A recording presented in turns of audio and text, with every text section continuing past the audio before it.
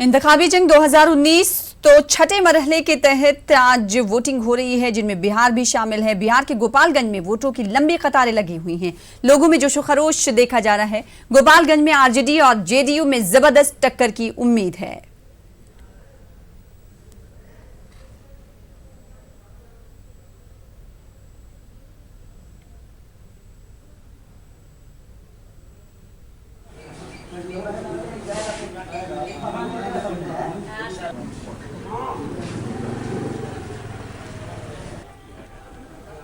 तो अगर उत्तर प्रदेश की बात करें तो उत्तर प्रदेश की 14 सीटों पर भी आज वोटिंग हो रही है। अगर भदोई की बात करें तो भदोई में भी पोलिंग का अमल जारी है। लोग हक रायदही का इस्तेमाल कर रहे हैं। खवातीन की तादाद ज्यादा इस वक्त नजर आ रही है। इस वक्त जो तस्वीरें आप देख पा रहे हैं मॉडल पोलिंग बूथ की है, जो कि भदोई में कायम किया गया है। और इस पोलिंग बूथ पर लोगों की कतारें देखी जा सकती हैं। लोग जोशो खरोश के साथ यानी भदोई में लोग वोट कास्ट करने के लिए पोलिंग बूथ पर पहुंच रहे हैं।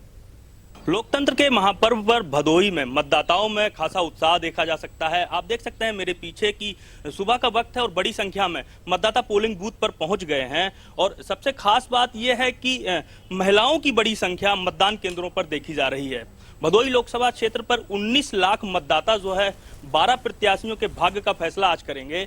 और अगर सुरक्षा के बंदोबस्त की बात की जाए तो 9 कंपनी सेंट्रल फोर्स के साथ 2 कंपनी पीएससी और 4000 से ज्यादा सिविल पुलिस के जवान आज तैनात किए गए हैं। और पूरे जिले में सुरक्षा के कड़े बंदोबस्त हैं। और मतदान को लेकर मतदाताओं में इस बार काफी जागरूकता देखी जा रही है। बड़ी संख्या में मतदाता पोलिंग बूथ पर पहुंच रहे हैं और अपने मताधिकार का प्रयोग कर रहे हैं। दिनेश पटेल, न्यूज 18 भदोही। तो लोग वोट कास्ट करने के लिए घरों से निकल रहे हैं और सबसे अपील हम लगातार अपने नाज़रीन से कर रहे हैं कि घर से निकलें और जमहूरियत के जश्न में शामिल हों और अपने हक रायदही का इस्तेमाल करें। हमारे साथ खास मेहमान भी जुड़े हुए हैं। प्रदीप भटनागर साहब, आपके पास आना चाहेंगे। उत्तर प्रदेश की अगर हम बात कर लें तो 14 सीटों पर आज इंतखाब हो रहे हैं वहां पर, और 2014 में 13 सीटें बीजेपी ने हासिल की थी।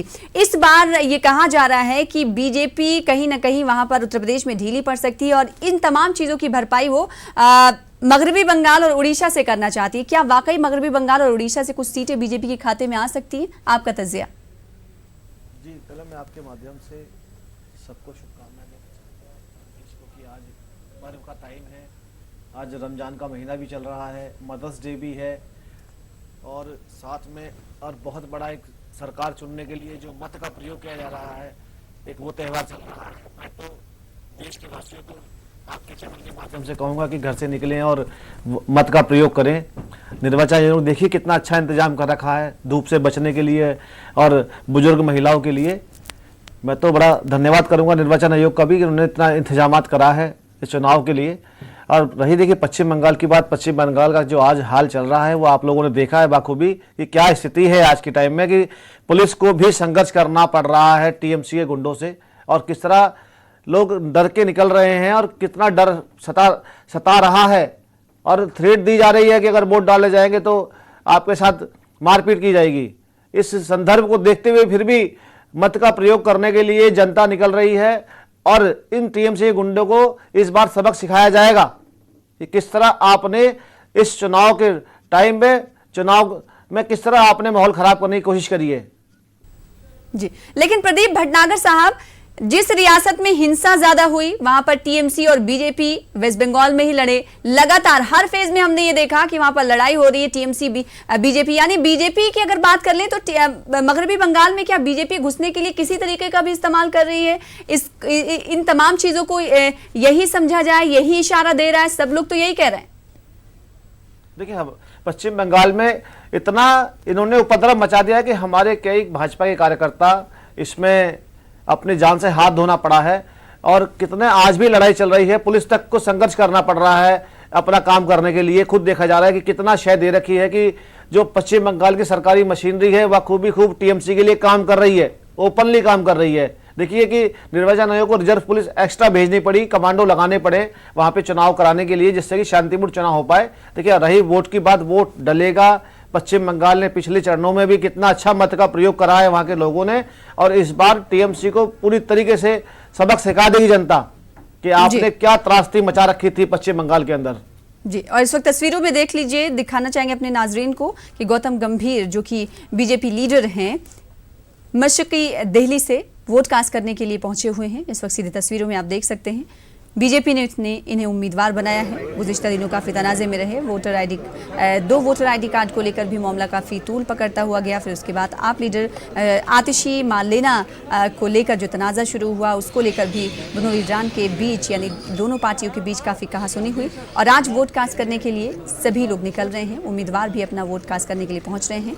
हर्षवर्धन सिंह राठौर की अगर बात कर लें तो चांदनी चौक से वो उम्मीदवार, और इस वक्त आप देख सकते हैं गौतम गंभीर को, जो कि पोलिंग बूथ पर अपने रायदही का इस्तेमाल करने के लिए पहुंचे हुए हैं, वोट कास्ट करने के लिए पहुंचे हुए हैं। प्रदीप भटनागर साहब, क्या ये सही नहीं है कि बीजेपी को ये लग रहा है कि उत्तर प्रदेश से उतनी सीटें नहीं मिल पाएंगी जितनी 2014 में मिली थी, इसलिए दूसरी रियासतों का रुख किया जाए, और यही नतीजा है कि वेस्ट बंगाल में और उड़ीसा में आपके कारकुन ज्यादा सरगर्म नजर आ रहे हैं?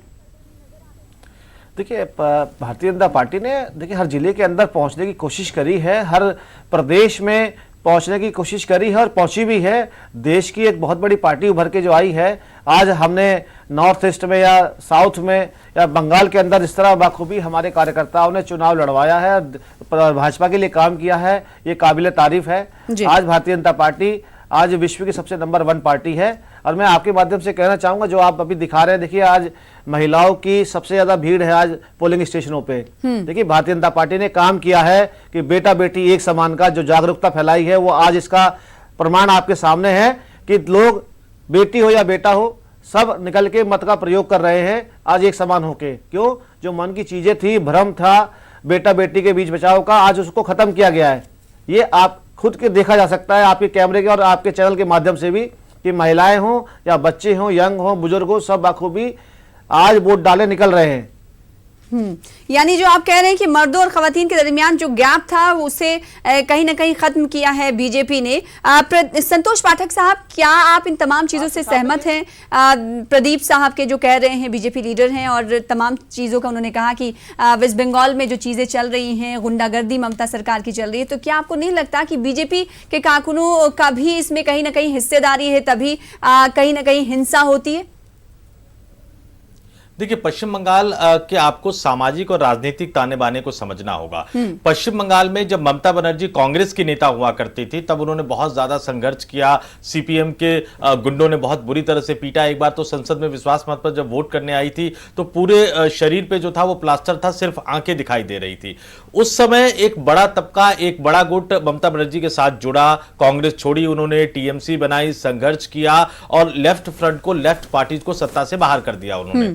लेकिन उसके बाद क्या हुआ? उसके बाद जो लेफ्ट पार्टी के जो स्थानीय स्तर के नेता थे, जो दिग्गज नेता थे, जो एक बड़ा रैकेट चलाते थे, जिसको वसूली रैकेट भी कहा जाता था पश्चिम बंगाल में, जिन गुंडों की बात ममता बनर्जी किया करती थी, वो तमाम स्थानीय स्तर के जो नेता थे वो टीएमसी की तरफ शिफ्ट हो गए। और जिन्होंने ममता बनर्जी के साथ संघर्ष किया, जिन्होंने उसका साथ दिया, वो धीरे धीरे अपनी ही पार्टी में उपेक्षित महसूस करने लगे। और उसके बाद हमने देखा कि उसमें से कुछ लोग कांग्रेस की तरफ लौट गए और एक नेताओं का एक बड़ा तबका जो है, मुकुल राय और तमाम जो बड़े नेता है, वो बीजेपी की तरफ शिफ्ट हो गए।